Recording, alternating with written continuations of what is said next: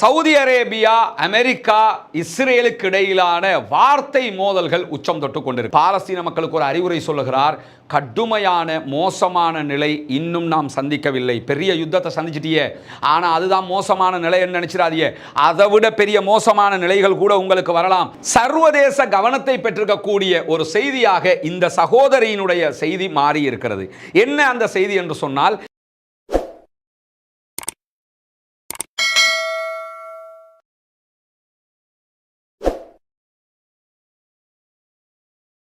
அஸ்ஸலாமு அலைக்கும் வரஹ்மத்துல்லாஹி வபரகாத்துஹு. அன்பிற்கினிய சகோதர சகோதரிகளை, நம் அனைவர் மீதும் ஏக இறைவனுடைய அமைதியும் கருணையும் உண்டாகட்டமாக என்கிற உயரிய பிரார்த்தனைகளோடு காசா உள்ளிட்ட பாலஸ்தீன மண்ணிலே சீஸ் ஃபயர், யுத்த நிறுத்தம் ஏற்பட்டு 23வது நாளிலே நாம் எல்லாம் அமர்ந்திருக்கிறோம்.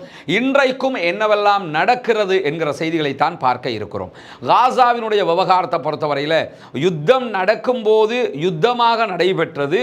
யுத்த நிறுத்தம் வந்ததற்கு பிறகு நேரடி அரசியல் சண்டையாக மாறியிருப்பதை நாம் அவதானிக்க முடியும். ஒரு பொலிட்டிக்கல் வார் இன்டர்நேஷனலி ஏற்படுத்தப்பட்டிருக்கிறது காசா விவகாரம்.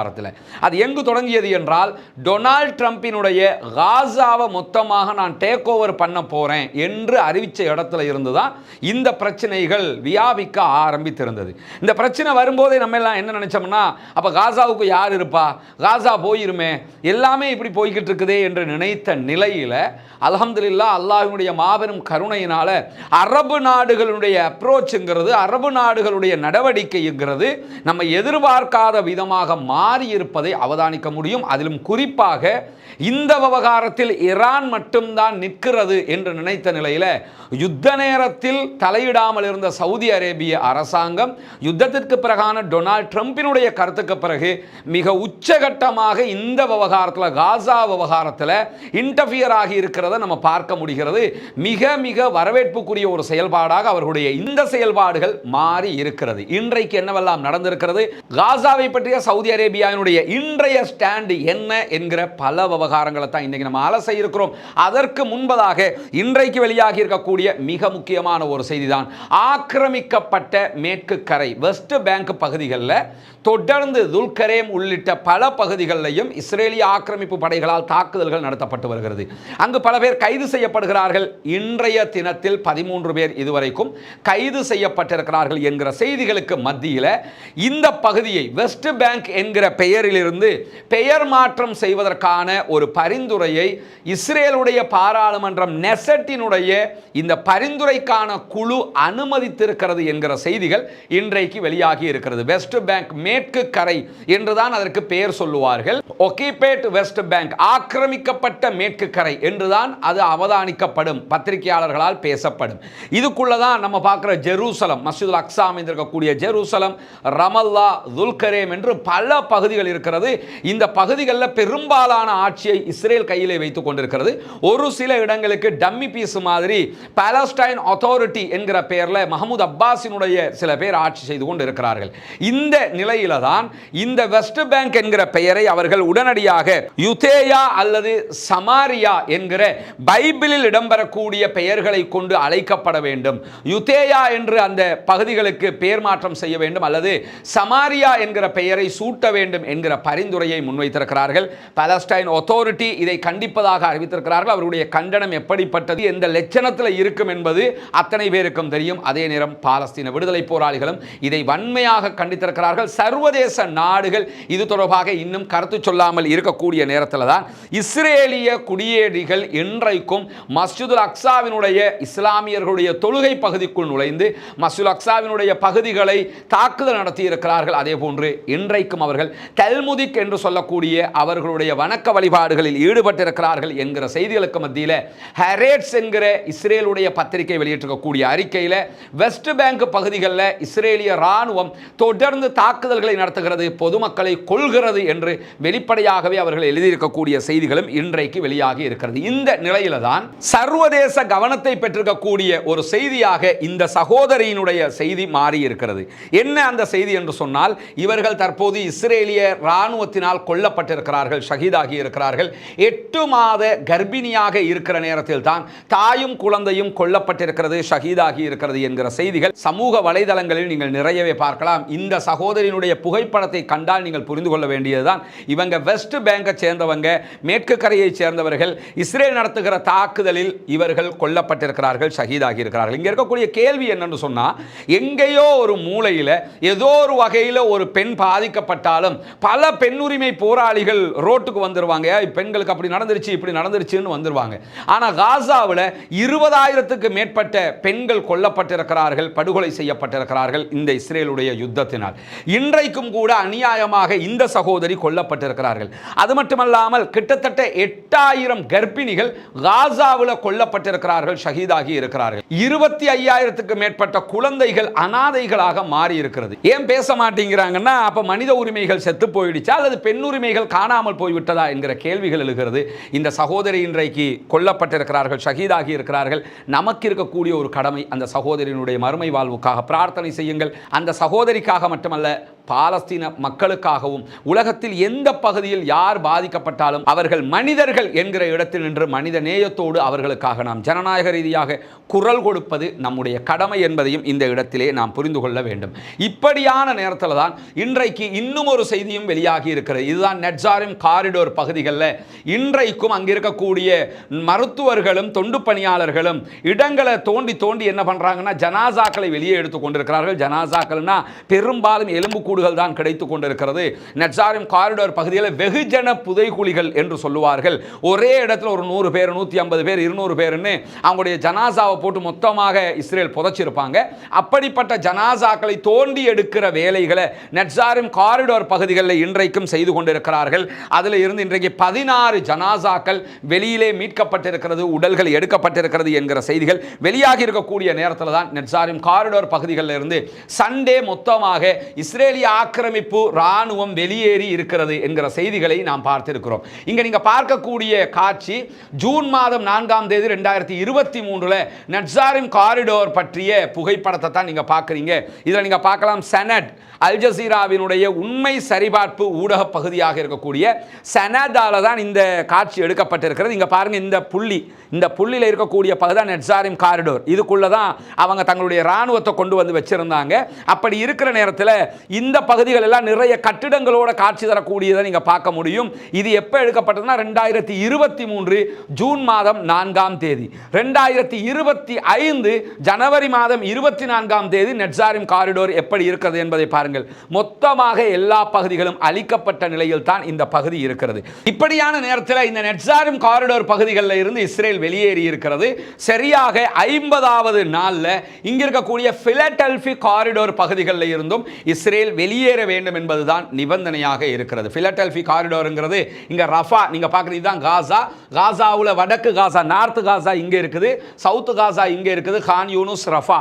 ரஃபாவுக்கு பகுதியில் தான் ரஃபா பார்டர் இருக்கும், ஈஜிப்டால உள்ள வரக்கூடிய பார்டர் இந்த பகுதிகளில் இருக்கிறது. இந்த இடத்துல இருந்து இங்க வரைக்கும் 14 கிலோமீட்டர்கள் இருக்கிறது. இந்த 14 கிலோமீட்டர்களில் 700 எகிப்திய ராணுவத்தினர் காவலில் நிற்க வேண்டும். அவங்க தான் கடந்த ஆண்டு வரைக்கும் நின்னாங்க. திடீரென்று இஸ்ரேல் உள்ள புகுந்து நாங்கள் அந்த இடத்தை கைப்பற்றுகிறோம் என்று கைப்பற்றி இருந்தார்கள். 50வது நாள் யுத்த நிறுத்தத்தின் பிரகாரம், இப்போ நம்ம 23வது நாளில் இருக்கிறோம், 50வது நாளில் இந்த இடத்துல இருந்து இஸ்ரேல் வெளியேற வேண்டும்.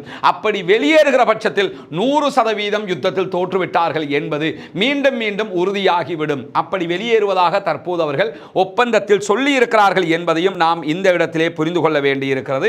இதுதான் காசாவை முழுமையாக மீட்டெடுப்பதற்கான யுத்தியாக இருக்கிறது. பணைய கைதிகள் விடுதலையின் மூலமாகத்தான் இது சாத்தியமாகி இருக்கிறது என்பதையும் நாம் புரிந்து கொள்ள வேண்டும். இந்த மாதிரியான நிலையில சவுதி அரேபியா, அமெரிக்கா, இஸ்ரேலுக்கு இடையிலான வார்த்தை மோதல்கள் உச்சம் தொட்டு கொண்டிருக்கிறது. சவுதி அரேபியா காசா விவகாரத்தில் ஒரு மிடில் ஸ்டேட்டை தான் மெயின்டைன் பண்ணி கொண்டு இருந்தாங்க. கத்தார் உள்ள நுழைஞ்சு சமாதான பேச்சுவார்த்தைகளை செஞ்சுக்கிட்டு இருந்தாங்க. ஈரான் டைரக்டாவே இறங்கி அடிச்சுக்கிட்டு இருந்தாங்க. இந்த நிலையில தற்போது சவுதி அரேபியா எடுக்கக்கூடிய ஸ்டாண்ட் எல்லாம் எப்படி இருக்குதுன்னு கேட்டா, வாடா பாத்துக்கலாம், ஒன்னிக்கு ஒண்ணி நின்றுவோம்டாங்கிற மாதிரி இருக்குது. இருக்குது. ஏன்னா சவுதியினுடைய இந்த நிலைப்பாடு கண்டிப்பாக டொனால்ட் ட்ரம்பையே ஆட்டம் காண வைக்கக்கூடிய நிலைப்பாடு என்றால் மாற்றமே கிடையாது. ஏன்னா அமெரிக்காவோடு சவுதி அரேபியாவினுடைய கடந்த கால தொடர்புகள் எல்லாம் எப்படி இருக்கும் என்று கேட்டால் பல விவகாரத்தில் ஒருங்கிணைஞ்சு தான் இருக்கும். உதாரணமாக நீங்கள் ஒபாமா சவுதி அரேபியாவுக்கு வருகிற போது பார்த்தீங்கன்னா அவருக்கு அவங்க கொடுத்த அன்பளிப்புகள், அவரை எப்படி வரவேற்றாங்கிறது ஒரு பகுதி இருந்தாலும் பாங்கு சொல்லும் போது ஒபாமா விட்டு பள்ளிக்கு போயிடுவாங்க எல்லாருமே. இந்த சம்பவங்கள் எல்லாம் ஒபாமா வரும்போதே நடந்தேறியது. இந்த மாதிரியான ஒரு செயல்பாடுகளை ஆல்ரெடி அவங்க செஞ்சவங்க தான். இப்போ என்ன நடக்குதுன்னு கேட்டால் டொனால்ட் ட்ரம்பினுடைய அந்த பேச்சுக்கள், அவருடைய நடத்தைகளில் எப்படியாவது ஜோர்தானுக்கோ அல்லது ஈஜிப்டுக்கோ காசா மக்களை அமுச்சு விட்டுறலாம்ங்கிற மாதிரியான திட்டங்கள் அவர் போட்டு பார்த்தாரு. அதற்கு பதிலடியாக அடுத்த கணம் பேசிய சவுதி அரேபியா அதற்கு கடுமையான ஒரு தாக்கத்தை செலுத்தியதோட மூன்றாவதாக நெத்தனியாகு என்ன சொன்னார்னு சொன்னா, சவுதியில் நிறைய இடம் இருக்குது, வேணும்னா அங்க போய் ஒரு காசா ஸ்டேட் அவங்க உண்டாக்கிக்கிறட்டும், இந்த இடத்த விட்டுட்டு போகட்டும் அப்படின்னு சொல்லி இருந்தார். இதுக்கு உண்மையிலே ஒரு ரிப்பீட் பதில் இருந்தது. அந்த பதிலை யாரு சொல்றது என்கிற ஒரு கேள்வி இருந்தது. என்ன ரிப்பீட் பதில் எல்லார மனசுலையும் இருக்குதுல்ல, பாலஸ்தீனம்ங்கிறது பாலஸ்தீன மக்களுக்கான பூமி. அந்த பூமியை வந்து பிடிச்சது மட்டும் இல்லாம அதுல ஒரு நாட்டை உருவாக்கினது மட்டும் இல்லாம அங்க இருந்துகிட்டு நாங்க உருவாக்கின எங்க நாட்டுக்கு நீங்க த்ரெட்டனா இருக்கிறீங்க, உங்களால் அச்சுறுத்தல் இருக்குது, எனவே நீங்க வேறொரு இடத்துக்கு போங்கன்னா இது சாத்தியமா? உங்க வீட்டுக்கு ஒருத்தர் வர்றாரு, நல்ல சாப்பாடு கொடுக்குறீங்க, சாப்பிட்றாரு, 3 நாள் தங்குறாரு, 4வது நாள் இது ஏன் வீடுங்கிறாரு, வெளியே போடாங்கிறாரு, 5வது நாள் முன்னாடி இருக்கிற இடமும் எனக்கு வெளியே போடாங்கிறாரு, இதெல்லாம் நீ இருக்கிறது எனக்கு ஆபத்தா இருக்குது போடான்றாரு. எப்படி இருக்கும் உங்களுக்கு? ஏற்றுக்கிற முடியுமா? இந்த மாதிரியான ஒரு வேலையைத்தானே பாலஸ்தீனத்தில் இஸ்ரேல் பண்ணிக்கிட்டு இருந்தாங்க. இதுக்கு பதில் என்ன? ஏய் வெளியே போகணும் நானா நீயாங்கிறதானே பதில். இந்த பதிலை யார் சொல்றது? பூனைக்கு யார் மணி கட்டுவா என்கிற ஒரு கேள்வி இருந்து கொண்டே இருந்த நேரத்தில் உண்மையிலேயே பூனைக்கு மணி கட்டுவதற்கு தகுதியானவர்கள், இதற்கான பதில் சொல்வதற்கு தகுதியானவர்கள் அரபு தேசத்துக்குள்ள சவுதி அரேபியா, அவுட் ஆஃப் அரபு கண்ட்ரியில் ஈரான், இந்த 2 பேரும் தான் இருக்கிறார்கள். ஈரான் பதில் சொல்லும் போது எப்பொழுதும் அது வன்முறையாக பார்க்கப்படுகிறது. சவுதி அரேபியா ஏன் பேசாமல் இருக்கிறது என்கிற கேள்வி எழுந்த நேரத்தில் தான் சவுதி அரேபியாவினுடைய ஷூரா கவுன்சில் உறுப்பினர் யூசுப் அவர்கள் வாய் திறந்திருக்கிறார்கள். ஷூரா கவுன்சில் இருந்து பேசுறாங்கன்னா அதுதான் டாப் லெவல் கவுன்சில் என்று அர்த்தம். அவங்க தான் முழுமையான அரசாங்கத்துக்கு தேவையான அனைத்து ஆலோசனைகளையும் சொல்லக்கூடியவர்கள். மன்னராட்சியினுடைய கொள்கைகள் அதே போன்று சட்டங்கள் குறித்த ஆலோசனைகள் எல்லாம் அவங்க தான் வழங்குவாங்க. ராஜ்யத்துக்குள்ள சவுதி அரேபியாவுக்குள்ள பொருளாதார அதே போன்று சமூக மாற்றங்கள், அதே நேரத்தில் சட்ட கொள்கைகள், இதெல்லாம் வடிவமைக்கிறது. ஒரு சட்டத்தை உருவாக்கணும்னா அதுக்கு இவங்க தான் முன்னுக்கு நிற்பாங்க. எதை செய்யறனாலும் ஷூரா கவுன்சில் தான் நிற்கும். அந்த ஷூரா கவுன்சிலுடைய உறுப்பினராக இருக்கக்கூடிய யூசுப் அவர்கள் டொனால்ட் ட்ரம்பை கடுமையாக கேலியும் கிண்டலும் செய்தது மட்டுமல்லாமல் மிக உக்கிரமான கடும் தொனியில ஒரு பதிலை கொடுத்திருக்கிறார். என்ன சொல்றாருன்னு சொன்னா, காசா மக்களுக்கு தான் பாலஸ்தீனம் சொந்தமாக இருக்கிறது. எனவே இடப்பெயர்வை உண்டாக்க விரும்பினால், யாரையாவது நீங்க பாதுகாக்கணும்னு நினைக்கிறீங்கன்னு சொன்னா நீங்க செய்ய வேண்டிய வேலை என்னன்னா, காசாவில் இருக்கிறவங்களை கொண்டு போய் ஈஜிப்டுக்கோ அல்லது ஜோர்தானுக்கோ அல்லது சவுதிக்கோ அனுப்புறதில்லை. நீங்க செய்ய வேண்டிய வேலை, நீங்கள் இடம்பெயர வைக்க வேண்டும். ஆள்ற இடத்தை மாத்தணும் யாருக்குன்னு சொன்னா இஸ்ரேலுக்கு தான் மாற்ற வேண்டும். இஸ்ரேல் தான் வந்து பிடிச்சவங்க, அவங்கள இடத்தை மாத்துங்க. எங்க நீங்க அதை மாத்தணும்னு சொன்னா நீங்க அமைதியை விரும்புறதா சொல்றீங்க, மிடில் ஈஸ்டுக்குள்ள நிம்மதி வர சொல்றீங்க. நிம்மதி எப்ப வரும்னா நாங்கெல்லாம் நிம்மதியா தான் இருந்தோம். என்னைக்கு இஸ்ரேலை கொண்டு வந்து புகுத்தினீங்களோ அன்னைக்கு தான் நிம்மதி கெட்டு போச்சு. எனவே மிடில் ஈஸ்ட் கண்ட்ரி நிம்மதியாக இருக்க வேண்டும், எல்லாம் சரியா நடக்கணும், நீங்களும் நிம்மதியாக இருக்கணும்னு நினைச்சீங்கன்னு சொன்னா உடனடியாக அலாஸ்காவுக்கு இஸ்ரேலில் இருக்கக்கூடிய அத்தனை பேரையும் கூட்டிக்கிட்டு போங்க. கிரீன்லாண்டை பிடிக்கணும்னு சொல்லிக்கிட்டு இருக்கிறீங்க. டென்மார்க்ல இருந்து கிரீன்லாந்து எங்களுக்கு வேணும்னு இருக்கிறாரு. ஏன்னா இவர் வந்ததுல இருந்து பிரச்சனையை தான் உண்டாக்கிட்டு இருக்கிறாரு. முதல்ல இஸ்ரேலில் இருக்கக்கூடிய யூதர்கள் அத்தனை பேரையும் அலாஸ்காவுக்கு எடுத்துருங்க. அலாஸ்காவுக்கு எடுத்துட்டு அங்க அந்த மாநிலத்தில் நீங்க வச்சுக்கிறீங்க. வெச்சதுக்கு பிறகு கிரீன்லாந்தை கைப்பற்ற போறதா சொல்றீங்கல்ல, கைப்பற்றிட்டு செழிப்பான நாடு கிரீன்லாந்து, அந்த பகுதியை கையில் எடுத்துவிட்டு அங்க கொண்டு போய் யூதர்களை குடியேற்றுங்க. அதுதான் சேஃப்டியாக இருக்கும். யூதர்களுக்கு தொந்தரவாக இருக்குதுன்னு காசா மக்கள் வெளியேற்ற முடியாது. ஏன்னா காசா மக்களுக்குரியது, பாலஸ்தீன மக்களுக்குரியது. எனவே பாலஸ்தீனத்திற்கும் முழு அரபு தேசத்திற்கும் தொல்லையாக இருக்கக்கூடிய, எப்பொழுதும் சண்டையை வளர்த்துவிட்டு பிரச்சனையை உண்டாகக்கூடிய இஸ்ரேலியர்களை தான் நீங்கள் இடமாற்றம் செய்ய வேண்டும் என்று சொல்லிவிட்டு பாலஸ்தீன மக்களுக்கு ஒரு அறிவுரை சொல்லுகிறார். கடுமையான மோசமான நிலை இன்னும் நாம் சந்திக்கவில்லை. பெரிய யுத்தத்தை சந்திச்சிட்டியே, ஆனால் அதுதான் மோசமான நிலை என்று நினைச்சிடாதீங்க. அதை விட பெரிய மோசமான நிலைகள் கூட உங்களுக்கு வரலாம். அத்தனை பேரும் ஒற்றுமையாக இருக்க வேண்டும். நாம் ஒற்றுமையை விட்டு கொடுத்து விடக்கூடாது, பிளவுபட்டு விடக்கூடாது. பாலஸ்தீன மக்கள் ஒற்றுமையாக இருந்து கொள்ளுங்கள். நாம் அடுத்த கட்டம் நகர முடியும். நிபுணர்களை கலந்தாலோசிக்காமல் அல்லது வரலாற்று அறிவை கருத்தில் கொள்ளாமல் எடுக்கப்பட்ட எந்த முடிவுமே கண்டிப்பாக தோல்வியில் தான் அமையும். அதே போன்றுதான் வரலாற்றை அனுமானிக்காமல் டொனால்ட் ட்ரம்ப் இதை பேசிக் கொண்டிருக்கிறார் என்று சொல்லி மிக கடும் துணியில் இதற்கான பதிலை சவுதி அரேபியாவினுடைய ஷூரா கவுன்சில் வழங்கி இருக்கிறது. ஷூரா கவுன்சிலுடைய பதிலடி என்பது சவுதி அரேபியாவினுடைய உத்தியோகபூர்வ பதிலடியாகத்தான் எப்பொழுதுமே சர்வதேசமே பார்க்கும். அதுதான் உண்மையும் கூட. எனவே டொனால்ட் ட்ரம்புக்கு பதிலடி கொடுக்க வேண்டியவர்கள் சவுதி அரேபியா மிக துல்லியமாக பதிலடியை கொடுத்திருக்கிறார்கள். எதிர்வருகிற மாதம் டொனால்ட் ட்ரம்ப் அவசரமாக சவுதி அரேபியா செல்ல இருப்பதான செய்திகளும் வெளியாகி கொண்டிருக்கிறது. சில பேரை சொன்னா கேட்பாங்க, சில பேருக்கு மண்டையில் ஓங்கி அடிச்சா தான் கேட்பாங்க. அந்த மாதிரி தான் டொனால்ட் ட்ரம்ப் கேட்க வேண்டி வரும் போல இருக்குதுங்கிறது பார்த்தாலே தெரிகிறது. ஆயுதம் இருக்கிறது, பணபலம் இருக்கிறது, எல்லா பலமும் இருக்குது. நாங்கள் நினைச்சதை செய்வோம்னு ஒரு முடிவை டொனால்ட் ட்ரம்ப் எடுப்பாருன்னா அவருக்கு ஈரானோடே தாக்கு பிடிக்க முடியாது. அப்படி இருக்கும்போது சவுதியும் திரும்பி நின்றுவானாக இருந்தால் ஆல்ரெடி சீனாவோட சண்டை இருக்குது, ஆல்ரெடி ரஷ்யாவோட சண்டை இருக்குது. என்ன செய்வார்? அடுத்த பக்கம் இந்தியாவும் கைவிட்டுக்கிட்டு நிற்கிறாங்க. அப்போ என்ன செய்வாருங்கிற இப்படியான பல கேள்விகள் இதற்குள் இருக்கிறது. இந்த நிலையில தான் இவர்கள் கொடுத்திருக்கக்கூடிய பதிலடி மிக சிறப்பானதாக இருக்கக்கூடிய நேரத்தில் அன்பிற்கினிய சகோதர சகோதரிகளே, நமக்கு தெரியும் தொடர்ந்தும் பாடசாலை மாணவர்களுக்கான உதவிகள் செய்வதற்கான உதவி ஒத்தாசையை உங்கள்கிட்ட நம்ம கேட்டு வந்தோம். அது இடையில் அந்த அறிவிப்பை நம்ம போடாமல் நிறுத்தியிருந்தோம். என்னென்னு சொன்னால் அந்த ப்ரோக்ராம் ஸ்கூல் ஆரம்பித்ததுனால நிறுத்தியிருக்கிறோம். கடைசி ஒரு ப்ரோக்ராம் நாளை அல்லது நாளை மறுநாள் இன்ஷா அல்லாஹ் கொழும்பில் நடக்க இருக்குது. மாணவர்களுக்கான பாடசாலை புத்தகங்கள் வழங்குகிற நிகழ்வு. அதோடு இந்த ஸ்கூல் ப்ராஜெக்ட், இந்த வருஷத்துக்குரிய ப்ராஜெக்டை நம்ம நிறுத்துகிறோம். எனவே புதிதாக யாரும் என்ன செய்ய வேண்டாம்னா பணம் அனுப்ப வேண்டாம் என்பதை இந்த வீடியோவினூடாக உங்களிடத்திலே தெரிவித்துக் கொள்ள விரும்புகிறோம்.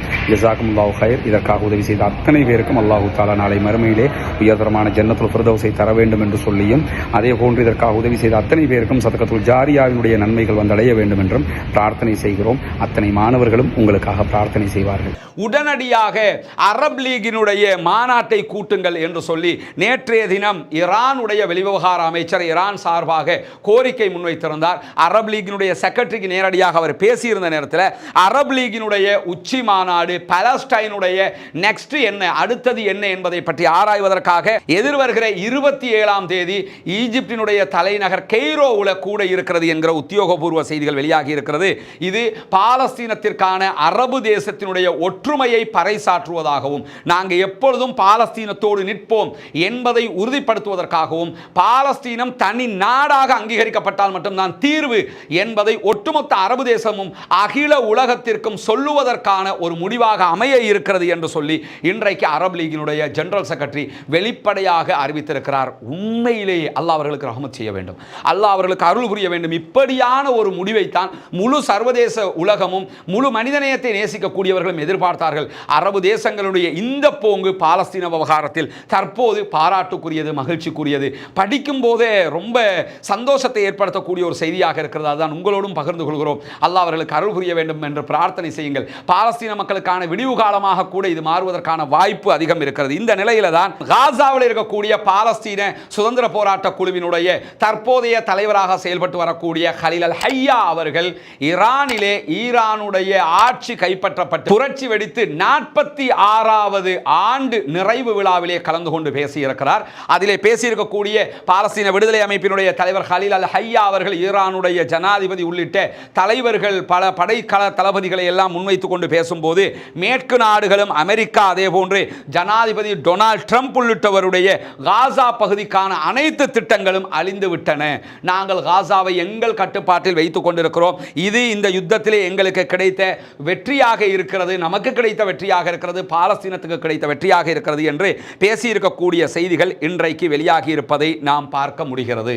இப்படியான செய்திகள் தான் இன்றைய தினம் வெளியாகி இருக்கிறது. பொறுத்திருந்து பார்ப்போம் என்னவெல்லாம் நடக்கப் போகிறது என்பதை. சற்று நேரத்துக்கு முன்பதாக இஸ்ரேலிய பிரதமர் பெஞ்சமின் நெத்தன்யாகு தன்னுடைய ஊழல் குற்றச்சாட்டுகள் தொடர்பாக நீதிமன்றத்திலே ஆஜராகி இருக்கிறார். கொண்டிருக்கிறார். ஒருபுறம் யுத்தம் முடிவுக்கு வந்திருக்கிறது, பேச்சுவார்த்தைகள் நடந்து கொண்டிருக்கிறது, உள்நாட்டுக்குள் குழப்பங்கள் கூடிக்கொண்டே இருக்கிறது, நெத்தன்யாஹுக்கு எதிராக ஆர்ப்பாட்டங்கள் போராட்டங்கள் வெடித்துக் கொண்டே இருக்கிறது.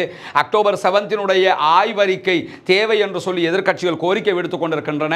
பாராளுமன்றம் அல்லோல கல்லோலப்பட்டுக் கொண்டிருக்கிறது. அதே நேரத்தில் தேர்தலை நடத்துங்கள் என்று வீதியில் இறங்கி மக்கள் எல்லாம் போராடி கொண்டிருக்கிறார்கள். அந்த சந்தர்ப்பத்தில் தான் இந்த பணைய கைதிகள் விடுதலை எல்லாம் நடந்து கொண்டிருக்கும் போது தற்போது பிரதமருக்கு எதிரான ஊழல் குற்றச்சாட்டுக்கள் மலிந்து நீதிமன்றத்திற்கு வந்திருக்கிறது. என்ன நடக்கப் போகிறது என்பதை பொறுத்திருந்து பார்ப்போம். நெத்தன்யாஹுவினுடைய ஊழல் குற்றச்சாட்டு தொடர்பான வழக்கு விவரங்கள் என்ன நடந்தது என்பதை அந்த வழக்கினுடைய விசாரணை முடிவுற்று செய்திகள் வெளியே வருகிற போது தனி வீடியோவாக அது உங்களுக்கு கொண்டு வந்து தரப்படும். அப்பொழுது நீங்கள் அது தொடர்பான செய்திகளையும் புரிந்து கொள்ள முடியும். பாலஸ்தீனம் வெற்றி பெற வேண்டும், பாலஸ்தீனம் சுதந்திரம் அடைய வேண்டும், பாலஸ்தீன மக்களும் நம்மை போன்ற நிம்மதியானவர்களாக வாழ வேண்டும் என்கிற உயரிய பிரார்த்தனையை அல்லாஹ்விடத்தில் முன்வைக்க மறந்து விடாதீர்கள். வெஸ்ட் பேங்க் மக்களுக்காக அல்லாஹ்விடத்திலே பிரார்த்தனை செய்கிற அதே நேரம் குனூத்து நாசிலாவை ஓதுவதற்கு மறந்து விடாதீர்கள் சகோதரர்களே என்கிற உயரிய கோரிக்கையை முன்வைத்து முடித்துக் கொள்கிறேன். வாஹர் தஅவானா அல்ஹம்துலில்லாஹி ரப்பில் ஆலமீன்.